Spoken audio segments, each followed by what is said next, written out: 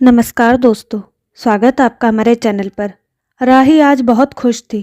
आखिरकार वह पल आ ही गया था जिसका उसे कब से इंतज़ार था। वह तो कब से चाहती थी कि उसकी सगी बहन राशि ही उसकी सगी देवरानी भी बन जाए, मगर ससुराल में सास ससुर के सामने अपने मन की बात लाने में उसे समय लग गया था। जब से देवर अनुराग बॉम्बे में आईआईटी की पढ़ाई कर रहा था, तब से ही उसने ठान लिया था कि इतने होनहार देवर को अपनी बहन के अलावा किसी का नहीं होने दूंगी। अनुराग बचपन से ही पढ़ाई में बहुत होशियार था और जब से जॉब पर लगा था, उसका स्टार्टिंग पैकेज सुनकर ही लोगों के होश उड़ जाते थे और सभी उसकी तारीफ करते फूले नहीं समाते थे, क्योंकि अनुराग की अभी उम्र भी मात्र 25 साल थी।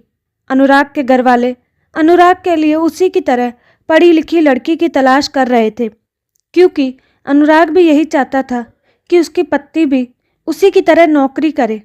आजकल के पढ़े लिखे युवान अपनी तरह ही पढ़ी लिखी कमाऊ लड़की चाहते हैं, ताकि दोनों मिलकर एक दूसरे को समझ पाए। अनुराग की माँ ललिता जी के बड़े अरमान थे अनुराग की शादी को लेकर, इसलिए आज राही ने यही सब सोच मौके पर चौका मार दिया और जैसे तैसे आज उसने अपनी सास ललिता जी के कान में यह बात डाल दी थी कि उसकी छोटी बहन राशि भी जॉब पर लग चुकी है और उसकी शादी के लिए भी लड़का तलाश कर रहे हैं। मम्मी जी, आप बुरा ना माने तो अनुराग भैया को राशि से मिलवा देते हैं।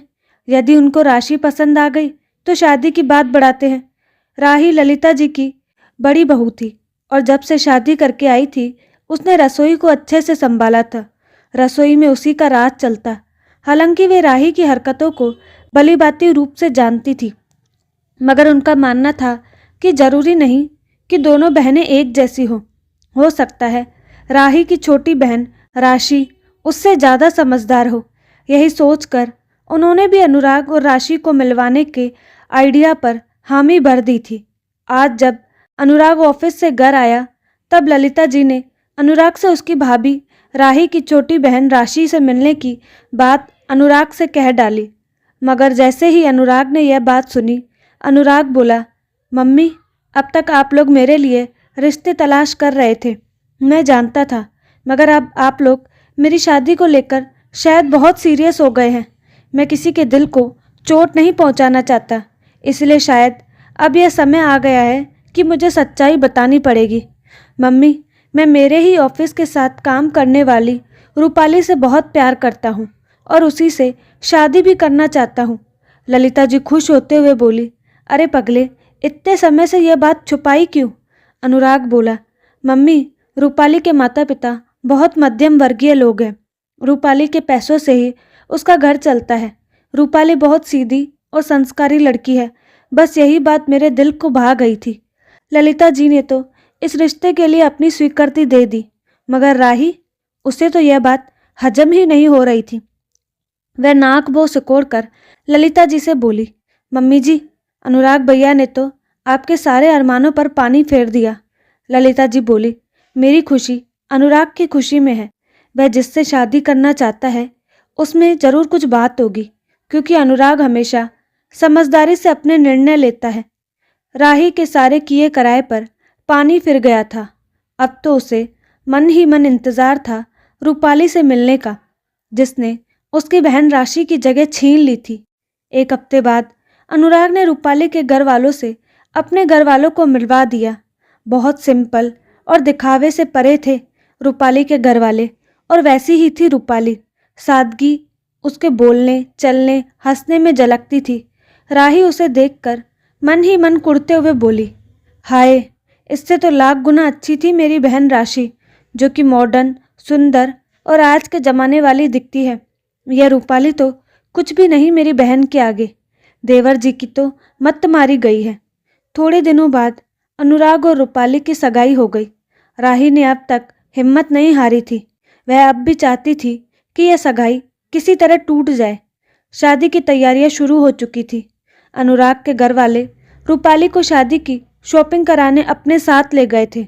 वहां मौका पाकर अकेले में राही रूपाली से बोली, रूपाली, सब महंगी चीज़ें ही पसंद करना। वैसे भी यह ससुराल वाले अभी अपनी शान दिखाने के लिए कुछ भी मना नहीं करेंगे। तू जो मांगेगी दिलवा देंगे। राही जानती थी उसकी सास ललिता जी को ऐसे मांग करने वाली बहू पर गुस्सा आएगा और वे अनुराग से रूपाली से शादी करने के लिए मना कर देंगी और फिर वह चतुराई से अपनी बहन की बात वापस घर में रख देगी, जिससे सांप भी मर जाएगा और लाठी भी नहीं टूटेगी। ललिता जी जिस भी शोरूम पर रूपाली को लेकर गई, रूपाली ने कहीं भी महंगी चीज़ों की मांग नहीं की और जो ललिता जी ने दिलवाया ले लिया, क्योंकि रूपाली एक बहुत समझदार लड़की थी। उसे तो रुपए पैसों चीज़ों का कुछ लालच था ही नहीं। यह सब देख राही को बहुत गुस्सा आया और सारी शॉपिंग के बाद वह ताना मारकर बोली, रूपाली बुरा मत मानना, मगर तुम जैसे गरीब घर की हो, तुमने वैसी ही चीज़ें पसंद की। अब क्या है कि बंदर क्या जाने अदरक का स्वाद। कभी महंगी चीज़ें पहनी ही नहीं तो तुम क्या समझोगी कि क्वालिटी क्या होती है। रूपाली को उसकी जेठानी का रवैया बड़ा अजीब लग रहा था। उसे समझ में नहीं आ रहा था कि वह उसके साथ ऐसे क्यों बर्ताव कर रही है। खैर रूपाली कुछ न बोली, मगर ललिता जी जान चुकी थी कि राही ऐसा बर्ताव क्यों कर रही है। अनुराग और रूपाली की शादी धूमधाम से हो चुकी थी। रूपाली के घर वालों से जो भी बनता था वह खर्चा किया था उन लोगों ने, और रूपाली के ससुराल वालों को उपहार भी दिए थे। आज रूपाली की पहली रसोई थी। वह रसोई में पहुंची तो जेठानी राही ने उसे उसके मायके से आई हुई साड़ी वापस रूपाली को पकड़ाते हुए कहा, रूपाली यह साड़ी या तो तुम पहन लेना या काम वाली को दे देना। मैं इतनी लो स्टैंडर्ड साड़ियाँ नहीं पहनती। रूपाली को तो रोना ही आ गया। रूपाली के मायके वालों ने बहुत प्यार से रूपाली के ससुराल वालों को गिफ्ट दिए थे। रूपाली फिर से छोटा सा मुंह लेकर रह गई। नई नई बहू थी तो घर में कुछ हंगामा करना नहीं चाहती थी, मगर ललिता जी जो ये सब देख रही थी सोचने लगी, यदि राही रूपाली का हमेशा इसी तरह तिरस्कार करती रही तो वह दिन दूर नहीं जब यह संयुक्त परिवार बिखर जाएगा। ललिता जी राही के मुंह नहीं लगना चाहती थी, क्योंकि वे जानती थी राही एक अमीर मायके की गुस्से वाली और बदतमीज बेटी है। भले यहाँ उसके पति राघव के सामने नहीं चलती थी, मगर वह ललिता जी के साथ पहले भी घर में हंगामा कर चुकी थी। रूपाली को शादी किए अब महीना भर हो चुका था और ऑफिस ज्वाइन करने के दिन आ गए थे। सुबह रूपाली अपना टिफ़िन नाश्ता सब खुद तैयार करके ऑफिस जाने लगी, क्योंकि राही तो जल्दी उठती ही नहीं थी। शाम को जब रूपाली ऑफिस से आती तो भी उसे रसोई में काम लदा हुआ मिलता। राही बात बात में रूपाली को कुछ न कुछ सुना ही देते। जब ललिता जी ने राही को समझाने का प्रयास किया तो राही बोली, मम्मी जी रूपाली पैसे कमाकर क्या मुझे देने वाली है जो आप मुझे घर में उसकी मदद करने के लिए कह रही हैं। रूपाली का राही द्वारा बार बार तिरस्कार रूपाली के स्वाभिमान को तोड़ रहा था। आज रविवार था, सभी लोग घर पर ही थे और दोपहर का खाना खाकर आराम करने जाने वाले थे। उतने में रूपाली के पिताजी का फ़ोन आया कि वे रूपाली के शहर आए हुए हैं। रूपाली ने उन्हें अपने घर आने की जिद की और खाना यहीं खाने को कहा। वे बोले ठीक है, वे अपना काम निपटा कर 1 घंटे में उससे मिलने आएंगे। रूपाली रसोई में जाकर दाल भिगोने ही वाली थी कि राही बोली, अरे तुम्हारे पापा ही तो आ रहे हैं, खिचड़ी खिला दो उन्हें। अब सभी का खाना खाकर हो चुका है, अब फिर से खाना नहीं बनेगा रसोई में, समझी। रूपाली बोली, भाभी पापा पहली बार मेरे घर आ रहे हैं, ऐसे में उन्हें खिचड़ी खिलाऊंगी क्या, यह शोभा देता है। राही बोली, गरीब घर की लड़की, जबान तो देखो कैसे पटर पटर चलती है। खुद मायके में भले खिचड़ी ही खाते होंगे यह लोग, मगर यहाँ ससुराल में इसको इसके पापा की खातिरदारी करनी है। ललिता जी रसोई के गेट पर खड़ी सब कुछ सुन रही थी और वे बोली, बहू के पापा का अभी फ़ोन आया था मुझ पर, वे घर आ रहे हैं।